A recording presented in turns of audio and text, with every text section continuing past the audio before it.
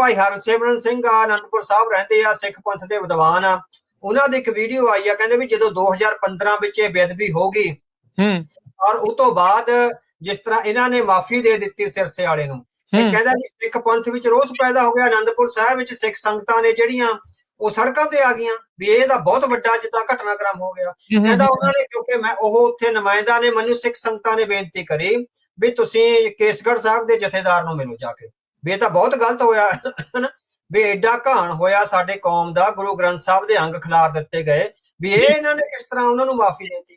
ਕਹਿੰਦਾ ਵੀ ਮੈਂ ਉੱਥੇ ਕੇਸਗੜ੍ਹ ਸਾਹਿਬ ਦੇ ਜਥੇਦਾਰ ਕੋਲ ਗਿਆ, ਉਹਨਾਂ ਦੇ ਕਮਰੇ 'ਚ ਉੱਥੇ ਮਿਲਿਆ। ਕਹਿੰਦਾ ਵੀ ਉਹ ਲਿਟਰਲੀ ਜਿੱਦਾਂ ਉਹਦੀ ਅੱਖਾਂ ਵਿੱਚ ਹੰਝੂ ਆ, ਰੋ ਰਹੇ ਆ, ਦੁਖੀ ਨੇ ਵੀ ਸਾਰਾ ਕੁਝ ਕੀ ਹੋ ਰਿਹਾ।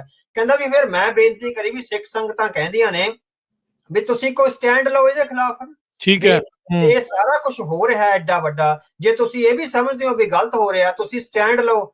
ਤੇ ਜਥੇਦਾਰ ਨੇ ਜਿਹੜਾ ਕਹਿੰਦਾ ਵੀ ਮੈਨੂੰ ਜਵਾਬ ਦਿੱਤਾ, ਮੇਰੇ ਪੈਰਾਂ ਥੱਲੇ ਜ਼ਮੀਨ ਨਿਕਲ ਗਈ। ਕੇਸਗੜ੍ਹ ਦੇ ਜਥੇਦਾਰ ਨੇ ਕਿਹਾ ਵੀ ਜੇ ਮੈਂ ਸਟੈਂਡ ਲਿਆ ਮੇਰੇ ਮੁੰਡੇ ਨੂੰ ਨੌਕਰੀ ਤੋਂ ਕੱਢ ਦੇਣਗੇ। ਲੈ ਦੇਖ ਲਓ, ਇੱਥੇ ਕੌਮ ਦਾ ਮਸਲਾ ਤੇ ਇੱਕ ਤਖਤ ਦਾ ਜਥੇਦਾਰ ਇਹ ਕਹਿ ਰਿਹਾ ਵੀ ਮੇਰੇ ਮੁੰਡੇ ਨੂੰ ਗ੍ਰੰਥੀ ਦੀ ਨੌਕਰੀ ਤੇ ਕੱਢ ਦੇਣਗੇ।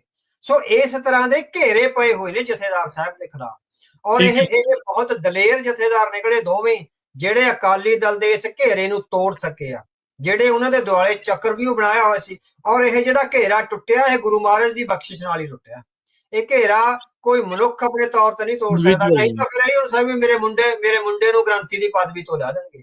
ਗਿਆਨੀ ਗੁਰਬਚਨ ਸਿੰਘ ਦਾ ਵੀ ਇਹੀ ਸੀ ਨਾ, ਗਿਆਨੀ ਗੁਰਬਚਨ ਸਿੰਘ ਦੇ ਬੇਟੇ ਨੂੰ ਪੰਜਾਬ ਦੀਆਂ ਸਾਰੀਆਂ ਪਸ਼ੂ ਮੰਡੀਆਂ ਦਾ ਠੇਕਾ ਦਿੱਤਾ ਹੋਇਆ ਸੀ। 110 ਕਰੋੜ ਰੁਪਏ ਦਾ ਠੇਕਾ ਉਹ ਸਾਲ ਦਾ। ਵੀ ਉਹਨਾਂ ਨੇ ਫਿਰ ਕਿੱਥੋਂ, ਜਿਸ ਤਰ੍ਹਾਂ ਇਹੀ ਹੈ ਨਾ ਜਿੱਦਾਂ ਉਹ ਦੂਸਰੇ ਜਥੇਦਾਰ ਦਾ ਉਹਨੂੰ ਲੱਗਿਆ ਵੀ ਮੇਰੇ ਮੁੰਡੇ ਨੂੰ ਗ੍ਰੰਥੀ ਤੋਂ ਲਾ ਦੇਣਗੇ, ਤੇ ਗਿਆਨੀ ਗੁਰਬਚਨ ਸਿੰਘ ਦੇ ਬੇਟੇ ਨੂੰ ਆਏ ਸੀ ਵੀ 110 ਕਰੋੜ ਰੁਪਏ ਦਾ ਬਿਜ਼ਨਸ ਜਾਂਦਾ ਲੱਗਣਾ, ਵੀ ਆਪਾਂ ਕਦੋਂ ਫੈਸਲੇ ਲੈਣੇ ਆ। ਸੋ ਇਹ ਬਹੁਤ ਔਖੀਆਂ ਹੁੰਦੀਆਂ ਨੇ ਇਹ ਘੜੀਆਂ, ਜਿਹੜੇ ਜ਼ਿੰਮੇਵਾਰ ਪੋਜੀਸ਼ਨਾਂ ਤੇ ਬੈਠੇ ਹੁੰਦੇ ਆ। ਸੋ ਜੇ ਉਹਨਾਂ ਨੂੰ ਅਹਿਸਾਸ ਹੋਵੇ ਮੈਂ ਕਿੱਡੀ ਵੱਡੀ ਪਦਵੀ ਤੇ ਬੈਠਾ, ਤਾਂ ਹੀ ਇਹ ਗੱਲ ਹੁੰਦੀ ਆ। ਸੋ ਸਿੰਘ ਸਾਹਿਬ ਗਿਆਨੀ ਰਘਬੀਰ ਸਿੰਘ ਸਾਹਿਬ ਗਿਆਨੀ ਹਰਪ੍ਰੀਤ ਸਿੰਘ ਤੇ ਉਹਨਾਂ ਦੇ ਨਾਲ ਬਾਕੀ ਦੇ ਸਿੰਘਾਂ ਨੇ ਜਿਸ ਦੀਦਾ ਦਲੇਰੀ ਨਾਲ ਇਸ ਘੇਰੇ ਨੂੰ ਤੋੜਿਆ, ਉਹਨੂੰ ਅਸੀਂ ਕਹਿੰਦੇ ਵੀ ਸਿਜਦਾ ਕਰਨਾ ਬਣਦਾ। ਔਰ ਉਹਨਾਂ ਨੇ ਇਤਿਹਾਸਕ ਤੌਰ ਤੇ ਸਿੱਖ ਪੰਥ ਦੇ ਇਤਿਹਾਸ ਵਿੱਚ ਇੱਕ ਨਵਾਂ ਅਧਿਆਇ ਰਚਿਆ ਜਿਹਨੂੰ ਲਗਾਤਾਰ ਯਾਦ ਕੀਤਾ ਜਾਂਦਾ ਹੈ। ਜੀ, ਅਕਸਰ ਆਪਾਂ ਇਹ ਚੀਜ਼ ਸੁਣਦੇ ਆ ਵੀ ਰਾਜ ਬਿਨਾ ਨਾ ਧਰਮ ਚਲੇ ਹੈ, ਧਰਮ ਬਿਨਾ ਸਭ ਦਲੇ ਮਲੇ ਹੈ। ਸੋ ਜਦੋਂ ਇਹ ਆਪ ਹੀ ਜਿਹੜੀ ਅਕਾਲੀ ਲੀਡਰਸ਼ਿਪ ਆ ਧਰਮ ਤੋਂ ਪਰੇ ਹੋ ਗਈ ਤੇ ਇਹ ਧਰਮ ਨੂੰ ਚਲਾਉਣ ਵੱਲ ਨੂੰ ਤੁਰੇ, ਤਾਂ ਫਿਰ ਇਦਾਂ ਦੇ ਬੱਜਰ ਗੁਨਾਹ ਉਹਨਾਂ ਨੇ ਜਿਹੜੇ ਉਹ ਕੀਤੇ। ਤੇ ਉਸ ਤੋਂ ਬਾਅਦ ਦੇ ਵਿੱਚ ਅੱਜ ਆਪਾਂ ਇੱਥੇ ਆ ਕੇ ਜਿਹੜੇ ਉਹ ਖੜੇ ਆ, ਇਹ ਜਿਹੜੀਆਂ ਚੀਜ਼ਾਂ ਆਪਣੇ ਸਾਹਮਣੇ ਹੋ ਰਹੀਆਂ। ਮੈਨੂੰ ਲੱਗਦਾ ਅਵਤਾਰ ਸਿੰਘ ਜੀ, ਇਹ ਵੀ ਇਤਿਹਾਸਿਕ ਤੌਰ ਦੇ ਉੱਤੇ ਮੈਨੂੰ ਨਹੀਂ ਲੱਗਦਾ ਕੋਈ ਸੰਸਥਾਵਾਂ ਦੇ ਵਿੱਚ ਇਦਾਂ ਦਾ ਹੁੰਦਾ ਹੋਊਗਾ, ਖਾਸ ਕਰਕੇ ਧਾਰਮਿਕ ਸੰਸਥਾਵਾਂ 'ਚ, ਜਿੱਥੇ ਮੌਜੂਦਾ ਜਥੇਦਾਰ ਪਹਿਲਾਂ ਜਥੇਦਾਰਾਂ ਦੇ ਦੁਆਰਾ ਲਏ ਗਏ ਫੈਸਲਿਆਂ ਨੂੰ ਵੀ ਆਡਿਟ ਕਰ ਜਾਂਦੇ ਆ, ਉਹਨਾਂ ਦੇ ਉੱਤੇ ਵੀ ਜਿਹੜਾ ਆ ਉਹ ਫੈਸਲਾ ਸੁਣਾ ਜਾਂਦੇ ਆ।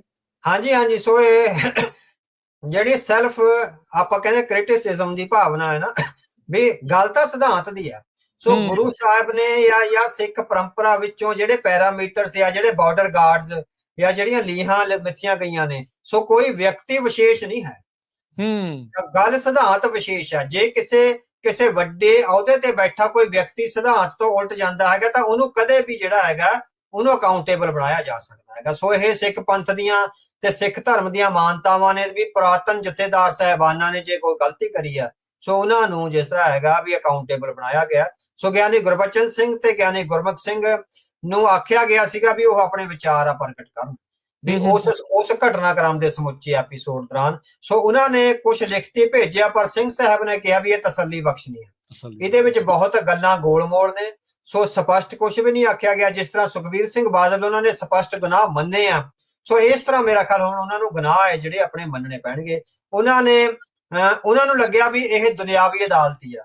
ਸੋ ਗਿਆਨੀ ਗੁਰਬਚਨ ਸਿੰਘ ਤੇ ਗੁਰਮੁਖ ਸਿੰਘ ਨੇ ਦੁਨਿਆਵੀ ਅਦਾਲਤਾਂ ਵਾਲੀ ਉਹ ਮੈਨੀਪੂਲੇਸ਼ਨ, ਵਕੀਲਾਂ ਵਾਲੀ ਭਾਸ਼ਾ, ਜਾਂ ਜਿਸ ਤਰ੍ਹਾਂ ਵੀ ਗਵਾਹੀਆਂ ਤੋੜਦੀਆਂ, ਗਵਾਹੀਆਂ ਰੱਖਣੀਆਂ, ਗਵਾਹ ਮੁਕਰਾ ਤੇ ਪੈਸੇ ਦੇਤੇ, ਉਹਨਾਂ ਨੂੰ ਲੱਗਿਆ ਵੀ ਇਹ ਸਾਰਾ ਵਰਤਾਰਾ ਇਸ ਤਰ੍ਹਾਂ ਹੀ ਚੱਲਣਾ। ਉਹਨਾਂ ਨੂੰ ਅਹਿਸਾਸ ਨਹੀਂ ਸੀ ਵੀ ਉਹ ਜਿਸ ਤਖਤ ਨਾਲ ਮੱਥਾ ਲਾਉਣ ਜਾ ਰਹੇ ਹੈਗੇ ਉਹ ਰੂਹਾਨੀਅਤ ਨਾਲ ਭਰਪੂਰ ਤਖਤ ਹੈਗਾ। ਸੋ ਬਿਲਕੁਲ ਉਹਨਾਂ ਦੋਵਾਂ ਦੀ ਅਕਾਊਂਟੇਬਿਲਟੀ ਨਿਸ਼ਚਿਤ ਹੋਈ ਆ।